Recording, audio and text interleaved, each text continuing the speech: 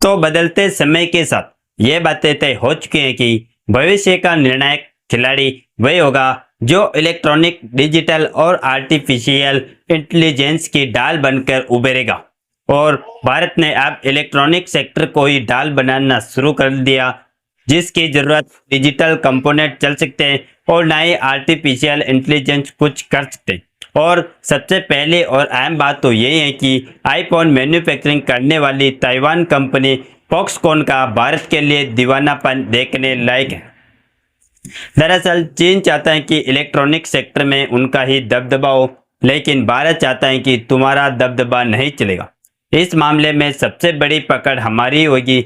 इसीलिए भारत को नाकामयाबी का रास्ता दिखाने के लिए चीन ने अपने सैकड़ों इंजीनियरिंग को भारत से वापस बुला ली, ताकि भारत में लेटेस्ट वर्जन के आईफोन मैन्युफैक्चरिंग ना हो पाए और भारत हमेशा इलेक्ट्रॉनिक सेक्टर में चीन के पीछे ही रही। लेकिन दोस्तों, भारत ने ताइवान का भरोसा जीत लिया और कुछ ऐसी रणनीतियों का इस्तेमाल किया गया कि चीन उधर देखता ही रह गया। और खबर आ रही है कि भारत में आईफोन 17 की मैन्युफैक्चरिंग भी स्टार्ट हो चुकी है, वह भी कहीं और नहीं बल्कि भारत की नई मैन्युफैक्चरिंग यूनिट बेंगलोर में। दोस्तों, आपको भले ही लग रहा हो कि यह सिर्फ खबर है, लेकिन यह सिर्फ कोई खबर नहीं बल्कि भारत के लिए एक ऐसी जीत जो कि चीन को इलेक्ट्रॉनिक सेक्टर में उल्टा मुंह पर तमाचा मार सकती है और खुद चीनी कंपनियों को भारत में अट्रैक्ट कर सकती है। ये कैसे हो सकता है, पूरी डेवलपमेंट क्या है, इस वीडियो में समझते हैं। नमस्कार दोस्तों, मैं राधेश्याम और आप देख रहे हैं KSR न्यूज 24। दरअसल देखा जाए दोस्तों, भारत के इलेक्ट्रॉनिक सेक्टर में आगे बढ़ने की खबरें तो बहुत आई, लेकिन जो आज का मेन मुद्दा है वह है फॉक्सकॉन को लेकर, जो कि एक वियतनाम की जमीनी कंपनी है और यह कंपनी मुख्य रूप से आईफोन मैन्युफैक्चरिंग करने का काम करती है। इसलिए यह कंपनी जिस भी देश में आईफोन की मैन्युफैक्चरिंग करने लगती है, उस देश को दूसरे देशों के द्वारा देखने का नजरिया बदल जाता है।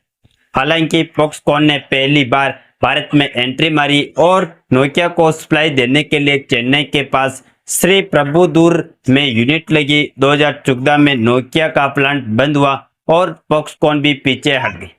तब कई लोगों ने कहा भारत में मैन्युफैक्चरिंग टिकती नहीं, लेकिन असली खेल शुरू हुआ 2018 और 19 में, जब एप्पल ने फॉक्सकॉन को कहा कि आईफोन अब चीन से हटाकर भारत में भी बनाना है। और दोस्तों, 2019 में भारत में बने आईफोन XR की बिक्री शुरू हुई, यानी दुनिया ने पहली बार देखा कि unveiled in India and sold to the world.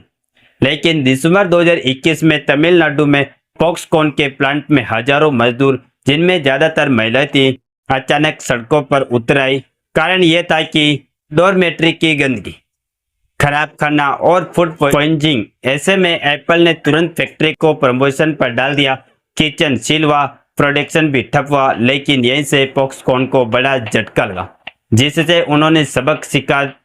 सबक की भारत में मैन्युफैक्चरिंग तभी चलेगी जब वर्कफोर्स का सामान, सुविधा और सुरक्षा साथ होगी। आज फॉक्सकॉन महिला कर्मचारियों के लिए सुरक्षित हॉस्टल और नई सुविधाएं बना रहा है।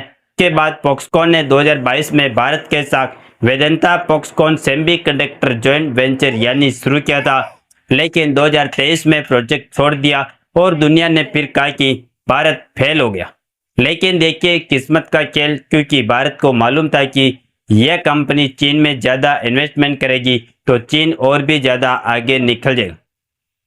इसीलिए भारत में फिर से इस कंपनी को अट्रैक्ट किया और नतीजा देखिए, 2025 में फॉक्सकॉन ने HCL के साथ मिलकर उत्तर प्रदेश में नया सेमीकंडक्टर चिप पैकेजिंग प्लांट लगाने का ऐलान कर दिया, जिसमें 3,706 करोड़ इन्वेस्ट करने का अप्रूवल दिया गया और टारगेट है 2027 तक प्रोडक्शन, यानी फॉक्सकॉन भारत में चिप से लेकर आईफोन तक की पूरी चेन बनाने जा रहा है। ये नहीं, तमिलनाडु में फॉक्सकॉन का मेगा आईफोन प्लांट है, जहां आज लाखों आईफोन्स यहीं से निकलकर पूरी दुनिया में बिक रहे हैं। लेकिन भारत सबसे ज्यादा खुशी तब महसूस कर रहा है जब बेंगलोर में फॉक्सकॉन द्वारा बनाया गया आईफोन 17 की मैन्युफैक्चरिंग स्टार्ट कर चुका है। और यह खबर सबसे ज्यादा किसी के पैरों तले जमीन खिसका रही, तो वह कोई और नहीं बल्कि भारत का पड़ोसी चीन है। और रिपोर्ट्स कहती हैं कि फॉक्सकॉन के 300 से ज़्यादा चीनी इंजीनियरों को अचानक भारत से बुला लिया गया। दरअसल फॉक्सकॉन की जो चीन में यूनिट है वहां पर आईफोन बनाने वाले हाईटेक इंजीनियरिंग थे। तो जब फॉक्सकॉन द्वारा भारत में बढ़ाया जाने लगा तो फॉक्सकॉन ने चीनी इंजीनियरिंग को भारत में बुला लिया था, लेकिन चीन को डर सताने लगा कि कहीं उनकी टेक्निकल सेक्टर की जगह भारत ना ले ले, इसीलिए उन्होंने अपने 300 इंजीनियरिंग को ही वापस बुला लिया। इसका असर क्या हुआ कि ट्रेनिंग और हाईटेक प्रोसेस में थोड़ी बाधा आई। दूसरी तरफ चाइना ने रेयर अर्थ एलिमेंट्स जैसे डिस्प्रोसियम की सप्लाई टाइट कर दी। इसका असर हैदराबाद एयरफोर्स प्लांट पर पड़ा।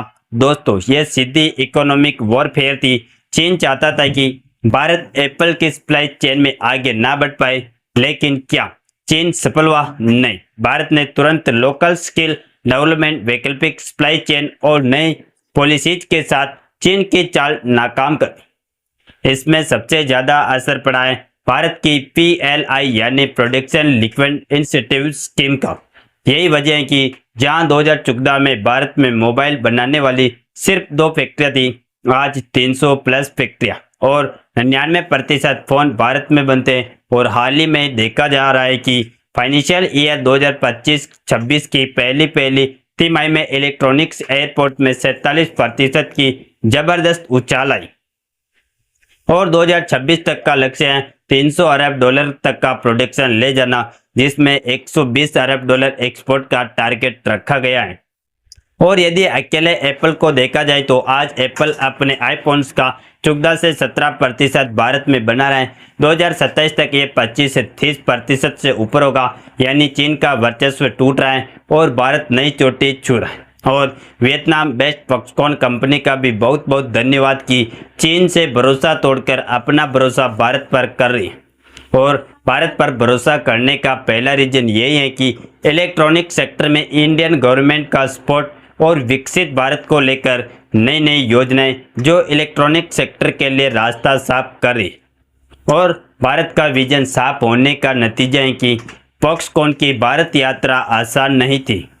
2006 में आई, 2014 में चली गई, 2019 में लौटी, 2021 में झटके गए, 2023 में सेमीकंडक्टर प्रोजेक्ट टूटा, लेकिन आज 2025 में फॉक्सकॉन भारत में आईफोन्स, एयरपोर्ट्स और चिप्स तीनों बना रही है।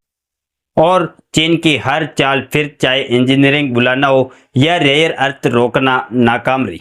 और भारत का इलेक्ट्रॉनिक सेक्टर आज सिर्फ एक उद्योग नहीं बल्कि 21वीं सदी का नया स्टील सेक्टर बन रहा है।